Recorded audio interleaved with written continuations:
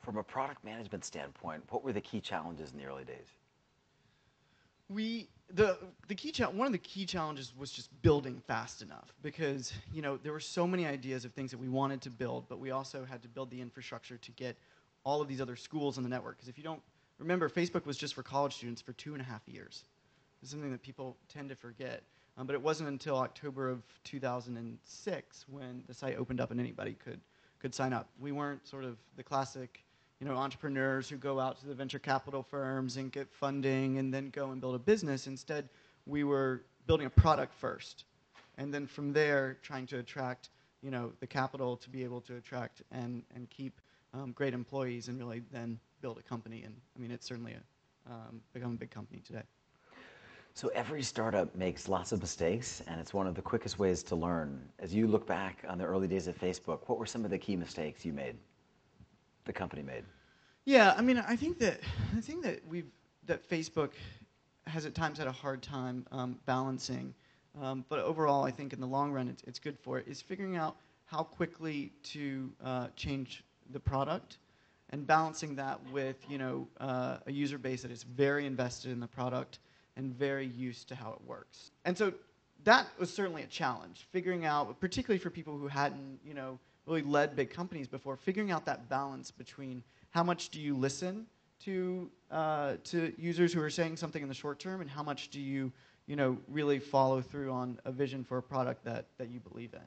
So on the one hand, Facebook has such extraordinarily granular information for advertising. It knows so much about its users, and it has an ability to target advertising to really an almost unprecedented extent.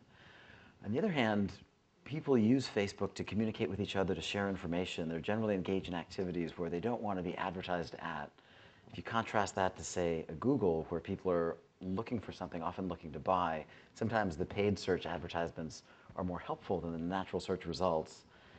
As clearly MySpace has proven that a large social network can make money. Now it made money a bit by plastering its site, and CPMs were a lot higher then. So will it be easy for Facebook in the long term to make a lot of money? And I mean, not just EBITDA, because I know it's EBITDA positive, but cash flow? Yeah, I mean, it's a really good question. So Facebook is making money already, which is great and very encouraging. But the real number one focus at Facebook continues to be on the product. And at the same time, I think Facebook's general approach to big problems is to experiment and iterate.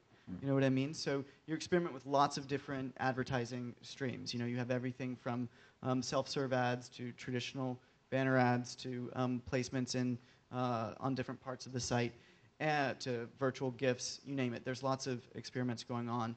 And you find what is best for advertisers and is the least intrusive and actually ideally helpful to everyday users, because they can find products or opportunities that are relevant to their own interests. And then, once you've sort of found that right balance, you blow that out. And so Facebook is still, is very open about the fact that, they're experimenting with lots of different ways and lots of different revenue streams. And but I don't think anyone is too worried over there that the company can and will continue to be profitable. What other information-intensive areas of human activity do you think online networking will ultimately dominate? I think it's everything in some ways. Like, just as, the way that we live in the world as individuals, I mean, humans are social creatures, and, the way that we consume information, the way that we learn about just about anything happens through some type of social filter. It may be the conversation that we'll have over coffee in 10 minutes, or it may be through what the editors of the New York Times decided to put on the front page this morning. But this is the way information it gets to us as individuals, I think, in large part. And so I really think that there's really no limit to the potential that having mapped your real connections in everyday life online, there's really no limit to the extent to which that can help you organize and process information and just live your everyday life better. So last question, and we asked this question to Reed yesterday. Curious to hear your thoughts. How do you think online networking can be helpful to entrepreneurs in general and to endeavor entrepreneurs in particular? Online networking in its broadest sense. Facebook, LinkedIn, other activities. Sure. So I'll give sort of a theoretical answer to that. I mean, like a sort of a non-practical answer to that, and then a more practical one. I think that what a lot of people are just now understanding about online networking is that because it enables people to map their connections better, it makes it easier to build social capital, which is a sociological term, which means, the way I'm using it means that it's easier to build a network of individuals that then you can then use for whatever goal or whatever end you want in the long term. So I think that just by setting up a profile on LinkedIn and connecting with the people that you meet, it's a lot easier for you to keep up with where those people are, to find out which of those people are doing things that are relevant to your business or your everyday life. And I think in the long term, that helps businesses and entrepreneurs do things more efficiently, and the people who do that smartly will be at a superior, will be at an advantage. From a very practical standpoint, really,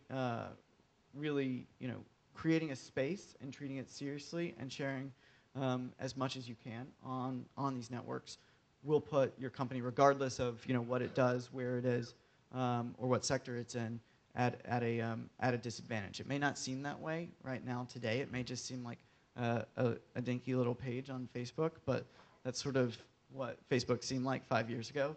And if you didn't start building your network then, then I think it would be much more difficult for you to realize now how powerful it is as a tool for entrepreneurs and business people.